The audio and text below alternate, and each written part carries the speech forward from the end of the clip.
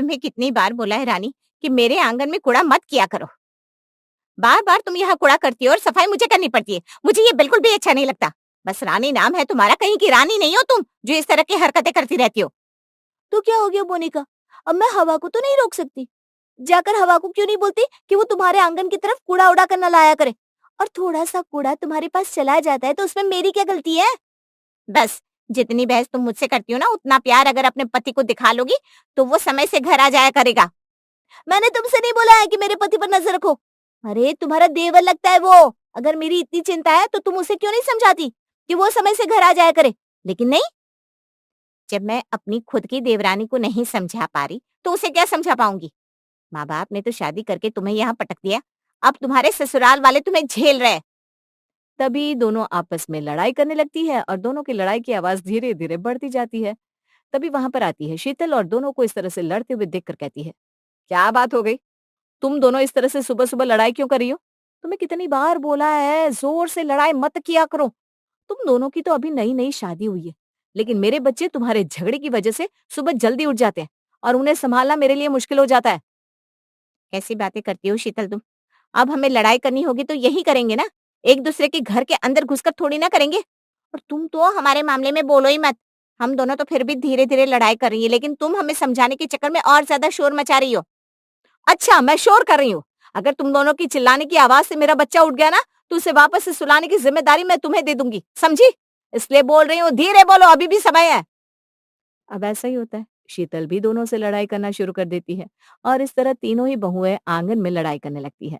तीनों की इस तरह की लड़ाइयां देखकर पास में रहने वाली वैजयंती भी बहुत ज्यादा परेशान थी। वो अपनी बालकनी में से ये सब कुछ देखती है और कहती है, देखो, इन तीनों बहुओं के आंगन की लड़ाई फिर से शुरू हो गई।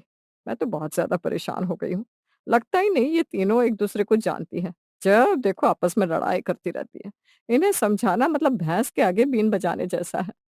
वैजयंती भी अब अपने कानों में बड़ा सा हेडफोन लगाकर भजन चला लेती है और चाय पीने लगती है, क्योंकि वो जानती थी कि वो इन तीनों के शोर को नहीं दबा पाएगी और ना ही वे तीनों उसकी बात सुनने को तैयार होंगी। वैजयंती तो अपने कमरे में चली जाती है, लेकिन तभी सुमित्रा आती है। दरअसल सुमित्रा उन तीनों की सास थी जो अपनी तीनों बहुओं के साथ रहा करती थी। लेकिन तीनों बहुओं को अपने कमरे के बाहर बहुत अच्छी सफाई चाहिए थी और उन्हें आपस में इतना ज्यादा लड़ने का शौक था कि तीनों बहुओं ने लकीर खींचकर आंगन भी बांटा हुआ था। सुमित्रा फिर से उन्हें लड़ते हुए देखती है तो उन पर चिल्लाते हुए कहती है, कितनी बार बोला है तुम्हें कि आपस की लड़ाई बंद कर दिया करो। इससे कुछ नहीं होता, बल्कि घर में सिर्फ भेदभाव होता है। अरे जब देखो दूसरों से अपनी तुलना करना जरूरी है क्या? तो आप ही बताइए ना माँ जी, हम क्या करें? सब लोगों के पास अपने खुद के फ्लैट है, फ्लोर है, लेकिन हम तीनों बहुएं एक ही मंजिल पर रह रही हैं। माना कि हमारे कमरे अलग है, रसोई अलग है, लेकिन तीनों का आंगन तो एक ही है ना। हमें आंगन भी अलग चाहिए। अरे कितना लोगों को तो कभी कभी एडजस्ट करने के लिए एक ही कमरे में 10-10 परिवारों को रहना पड़ता है, और तुम लोगों को अलग अलग कमरा मिला है, अलग अलग रसोई मिली है, सिर्फ आंगन एक है, उसमें भी तुम तीनों लड़ाई कर रही हो। हमें 3 अलग-अलग आंगन चाहिए माँ जी, आप ही बताइए। मुझे अपने घर के बाहर बहुत सारे पौधे उगाना बहुत अच्छा लगता है, लेकिन मोनिका और शीतल दीदी को ये बिल्कुल भी पसंद नहीं। तो हम इस जगह को कैसे बाँट सकते हैं?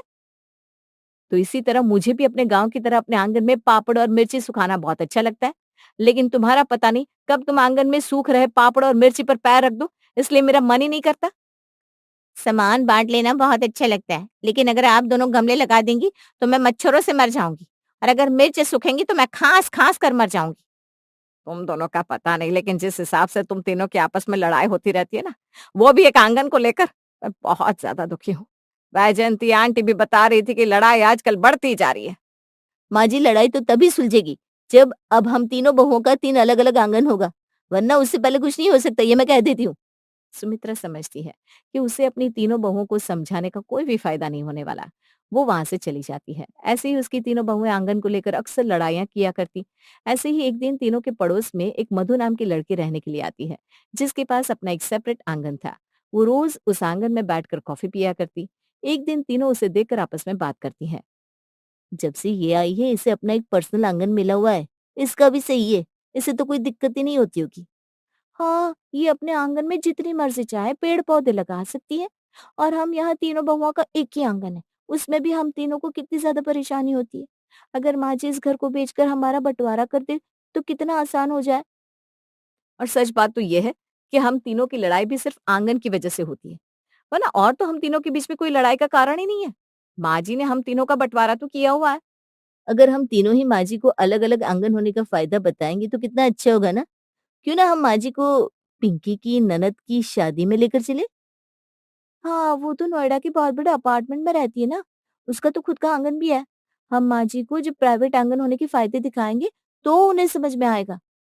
तीनों ही बहुएं डिसाइड कर लेती है कि वो अपनी सास को लेकर पिंकी की शादी में जाएंगी, जिसकी ननद की शादी होने वाली थी। वे तीनों ही अब अपनी सास के पास जाती हैं।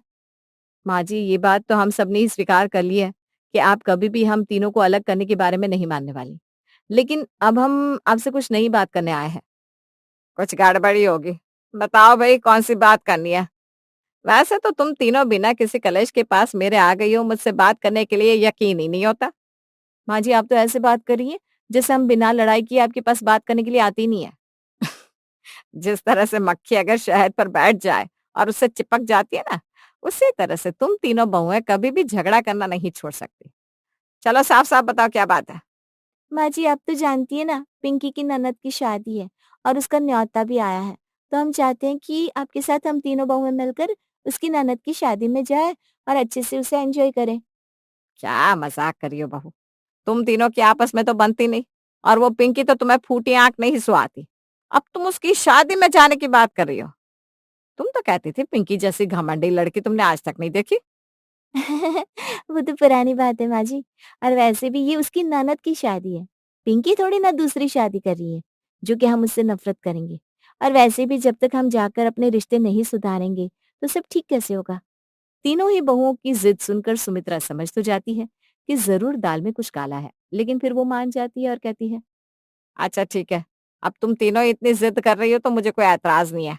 अपना अपना सामान बांध लो, हम पिंकी की ननद की शादी में जाने वाले हैं। अब तीनों ही बहुएं अपना अपना सामान पैक कर लेती हैं और अगले ही दिन वे लोग पिंकी की ननद की शादी में पहुंच जाते हैं। वो बहुत ही महंगी सोसाइटी में रहा करती थी, जिसमें रहने वाले लोग 4 थे, लेकिन कमरे 8 थे। मोनिका इतना बड़ा घर देखकर कहती है, सोचो ज़रा, जब घर इतना बड़ा है और 8-8 कमरे हैं, तो आंगन कितना बड़ा होगा? मेरा तो अभी से मन कर रहा है कि जाकर एक बार आंगन देख कर आऊं।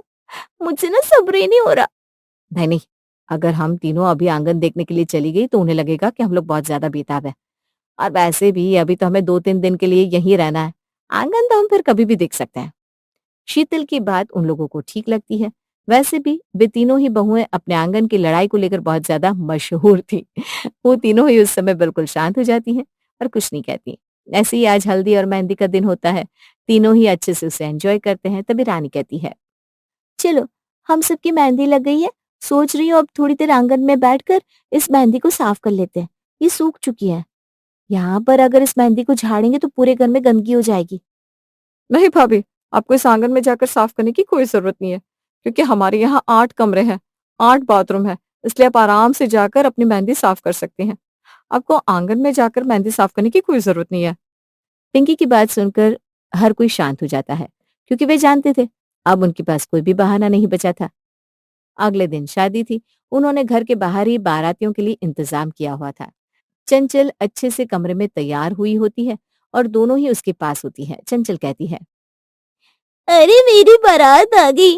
मेरा तो फिर दूल्हे को मंडप से पहले देखने का बहुत ज्यादा मन कर रहा है, लेकिन कैसे देखूं, मैं नीचे भी तो नहीं जा सकती। चंचल की बात सुनने के बाद शीतल को एक तरकीब सूझती है और वो अपनी दोनों देवरानियों के कान में धीरे से कहती है, सुनो तुम दोनों, यही वक्त है कि हम इस घर का आंगन देख सकते हैं। अगर चंचल को अपनी बारात देखनी है तो चौथी मंजिल के आंगन में से ले जाते हैं, वहां से सब कुछ देख लेगी और हम भी देख लेंगे कि आंगन कितना बड़ा है। वैसे लगता तो नहीं कि तुम्हारे अंदर इतना दिमाग है, पर जितना भी है वो आदत जुज हो जाए।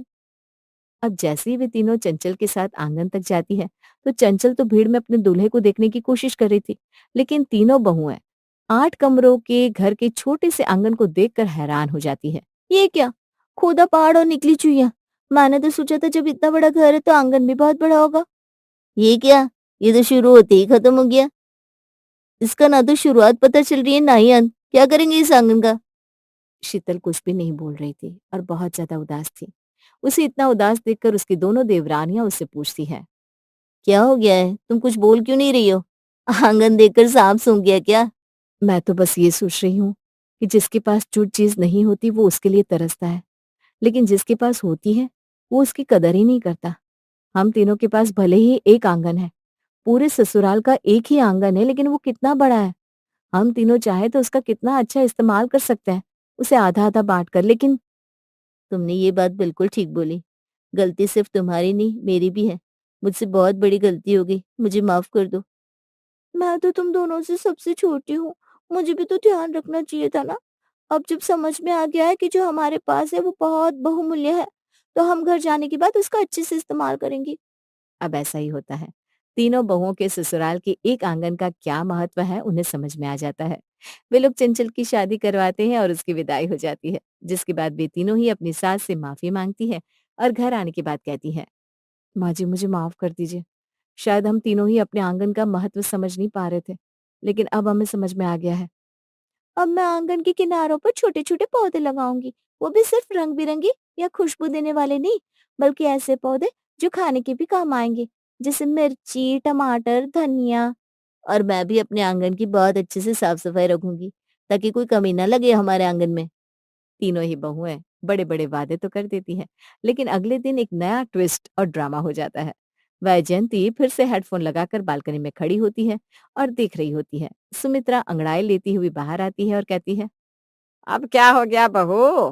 तुम तीनों तो कल बहुत बड़ी-बड़ी बातें कर रही थी। क्या आप उसकी लड़ाई हमेशा के लिए बंद कर दोगी? तीनों बहुआ का एक ही आंगन है तो क्या हुआ? उसे बड़े प्यार से रखोगी। तो आप ही देखिए ना माँ जी, शीतल ने क्या किया। मैंने आंगन में जितने भी पौधे लगाए थे, शीतल ने उनमें इतना पानी डाला कि सारे पौधे अधमरे हो गए। अरे तो मैं भी तो जब सफाई कर रही थी, तो तुमने मेरे आंगन के आगे कूड़ा कर दिया था ना? माँ जी, मैंने यहाँ पर पूरी बहुत अच्छी सफाई की और उसके बाद खाद डालने के बहाने इसने पूरे आंगन में मिट्टी फैला दी। चलो इन दोनों का तो समझ में आ गया। मोनिका बहू, तुझे ऐसी कौन सी परेशानी हो गई जो तू भी इन दोनों के साथ में लड़ने बैठ गई? माँ जी, मेरा दुख तो और भी ज्यादा बड़ा है। आपको पता है, मैंने सोचा था थोड़ी देर धूप में बैठूंगी, सनस्क्रीन लगाकर। मैंने सिर्फ चेहरे और हाथों पर लगाई थी, लेकिन मेरी दोनों देवरानी जेठानी ने पूरे शरीर पर मल मल कर उससे स्नान कर लिया। अरे मैंने बाय वन गेट वन में 4 सनस्क्रीन मंगवाई थी और इन्होंने 4 एक ही बार में खत्म कर दी। सुमित्रा अपनी तीनों बहुओं की लड़ाई सुनकर हंस पड़ती है। उसे समझ में आ जाता है कि उसकी बहुओं की इस आंगन की लड़ाई का कोई भी इलाज नहीं। तभी खिड़की से ही सब कुछ देख रही वैजयंती अपने कानों से हेडफोन हटाती है और कहती है, क्या सुमित्रा, इन तीनों ने बोला कि तीनों अपने आंगन को लेकर लड़ाई खत्म कर देंगी और तुमने मान लिया। कुत्ते की दुम भी कभी सीधी होती है क्या? उससे अच्छा सुझाव है मेरे पास, जिससे उनके आंगन की लड़ाई खत्म हो जाएगी। अरे वैजयंती, तुम क्यों बोध बनी बैठी हो? अगर तुम्हारे पास इनकी लड़ाई को सुलझाने का कोई तरीका है तो बता दो। अगर ये तीनों एक दूसरे का काम करने लगेंगी, यानी एक दूसरे की पसंद को अपनी पसंद बना लेंगी, तभी इन्हें एक दूसरे के काम का महत्व समझ में आएगा। इसलिए तुम शीतल की जगह रानी को सफाई के लिए बोलो और रानी की जगह मोनिका को पौधे लगाने के लिए बोलो। इन लोगों के काम आपस में बदल दो। तीनों ही बहुएं अपनी पड़ोसन की ये राय सुनकर चौंक जाती है, क्योंकि उन्हें ये बात अच्छी तो नहीं लगती और ना ही समझ में आती है। लेकिन सुमित्रा मुस्कुराती है और अब वो उस आंगन का इस्तेमाल करने के लिए एक दूसरे का काम बदल देती है। ऐसे ही एक हफ्ते बाद हमने बहुत बड़ी गलती कर दी। अब मुझे समझ में आ गया, मेरी दोनों देवरानी जेठानी के लिए ये सब कुछ इतना जरूरी क्यों था। और पौधे लगाने के बाद तो मेरा इनके प्रति प्यार और भी ज्यादा बढ़ गया है। अब तो मैं मिर्ची तैयार होने पर भी उसे तोड़ती हूँ ना तो मुझे दुख होता है। और अब तो मैंने धूप में बैठना, पौधे लगाना और साथ में आंगन की साफ सफाई करना, तीनों ही शुरू कर दिया है। और तीनों का ही महत्व मैं बहुत अच्छे से समझने लग गई हूँ। ये सब कुछ आपकी वजह से हुआ है, और हमारी पड़ोसन की वजह से। उम्मीद करती हूँ कि अब तुम तीनों को अकल आ गई होगी और साथ ही अपने अपने काम का महत्व समझ में आ गया होगा। अब मैं बस यही चाहती हूँ कि तुम तीनों बिना लड़े अपनी अपनी जो भी रुचि है उसे फिर से करने लगो, और वो भी बिना लड़ाई के। ऐसे ही एक हफ्ते के बाद फिर से आपस में लड़ाई करने लगती है तीनों। कोई किसी के बाल नोच रही थी तो कोई किसी को उल्टी सीधी सुना रही थी। वैजयंती ने हेडफोन लगाया हुआ था और वो चाय पी रही थी। तभी सुमित्रा बाहर आती है और वैजयंती हेडफोन हटाकर कहती है, मुझे माफ कर दो सुमित्रा, कि इन तीनों बहुओं के आंगन की लड़ाई कभी सुलझ ही नहीं सकती। मेरी गलती हो गई जो मैंने सलाह दी। अरे कोई बात नहीं वैजयंती, मैं समझ गई हूँ, जो जैसा चल रहा है वैसा ही चलने दो। घर में थोड़ी-थोड़ी लड़ाई होती है आंगन को लेकर, तो मुझे कोई परेशानी नहीं है। और इस तरह सुमित्रा और वैजयंती एडजस्ट कर लेते हैं और तीनों बहुएं ऐसे ही छोटी-छोटी बातों को लेकर आंगन को लेकर लड़ाई करना जारी रखती हैं और कभी भी अपने अंदर कोई भी सुधार नहीं लेकर आती।